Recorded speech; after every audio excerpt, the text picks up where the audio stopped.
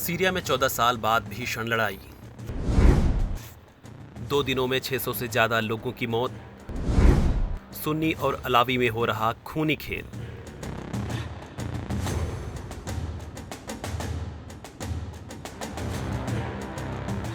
Syria दक्षिण पश्चिम Asia का एक देश, 2.3 करोड़ के करीब आबादी, जिसके पश्चिम में लेबनान और भूमध्य सागर, दक्षिण पश्चिम में इजराइल, दक्षिण में जॉर्डन, पूर्व में इराक और उत्तर में तुर्की। मध्य पूर्व का एक महत्वपूर्ण देश जो कभी इतना सुंदर हुआ करता था कि देश दुनिया से यहाँ लोगों का जमावड़ा होता था, लेकिन अब खंडहर बन चुका है और यह सिलसिला लगातार जारी है।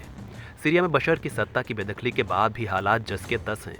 सीरिया में फिर एक बार गृह युद्ध मच चुका है। यहाँ हालात तेजी से दिनों दिन बिगड़ते जा रहे हैं। सुरक्षा बलों और अपदस्थ राष्ट्रपति बशर अल असद के समर्थकों के बीच 2 दिनों से चल रही खूनी जंग में 1000 से ज़्यादा लोगों की जान जा चुकी है। रमज़ान के पवित्र महीने में सीरिया में असद समर्थकों और HTS लड़ाकों के बीच बीते शुक्रवार को लाटकिया शहर से संघर्ष की शुरुआत हुई, जिसमें लगभग 70 लोगों की जान गई थी। लेकिन यह संघर्ष लगातार जारी है और स्थिति लगातार गंभीर बनती जा रही है। बढ़ती झड़पों ने सीरिया में नई सरकार के सामने एक फिर नई चुनौती पैदा कर दी है। इन सब को लेकर सरकार ने कहा है कि वे असद के समर्थकों की ओर से किए गए हमलों के खिलाफ कार्रवाई कर रहे हैं। उन्होंने बड़े पैमाने पर हुई इस हिंसा के लिए अलग अलग व्यक्तियों की ओर से की गई कार्रवाइयों को जिम्मेदार ठहराया है। वहीं सामने आ रही मीडिया रिपोर्ट्स में ब्रिटेन स्थित Syrian observatory for human rights के हवाले से बताया जा रहा है कि इस झड़प में अब तक 428 अलावी मारे गए हैं। इसके अलावा असद समर्थक 120 लड़ाके और सुरक्षा बल के 89 जवान मारे गए। शुक्रवार को एक संबोधन में सीरिया की अंतरिम राष्ट्रपति अहमद अल शारा ने विद्रोहियों से अपने हथियार डालने और आत्मसमर्पण करने का आग्रह भी किया।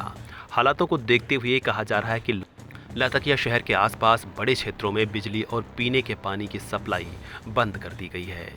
बता दें कि बीते साल 2024 के अंत में सीरिया में बशर अल असद की सरकार को HTS के लड़ाकों ने उखाड़ फेंका था, जिसके बाद राष्ट्रपति बशर अल असद सीरिया छोड़कर रूस भाग गए थे। माना जा रहा था कि इसके बाद अब सीरिया में शांति स्थापित होगी और HTS की सत्ता आने के बाद ऐसे कुछ दावे भी किए गए। कहा गया था कि अब एक नए युग की शुरुआत होगी। असद के सत्ता से हटने के साथ ही सीरिया में करीब 54 साल लंबे असद परिवार के शासन का अंत हो गया। बीते साल सीरिया में 27 नवंबर को सेना और सीरियाई विद्रोही गुट हयात तहरीर अल शाम, जिसे HTS कहा जाता है, दोनों के बीच संघर्ष शुरू हुआ। लेकिन असद सरकार ने महज कुछ ही दिनों में लड़ाई में घुटने टेक दिए थे।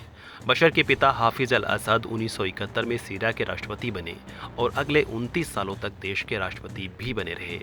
वहीं साल 2000 में हाफिज की मौत के बाद बशर ने सीरिया की सत्ता संभाली और इसके बाद से बशर राष्ट्रपति के तौर पर सीरिया में काबिज थे। लेकिन HTS लड़ाकों ने उन्हें उखाड़ फेंका। सीरिया में पिछले 14 सालों से संघर्ष चल रहा है। भले ही बशर रूस में हों, लेकिन ताज़ा हालातों को लेकर कहा जा रहा है कि उन्होंने हार नहीं मानी है और ये सब कहीं ना कहीं उसी का नतीजा है। बहरहाल देखना होगा आगे क्या कुछ अपडेट्स सामने आते हैं। इस खबर में इतना ही। अन्य खबरों के लिए बने रहें वन इंडिया हिंदी के साथ।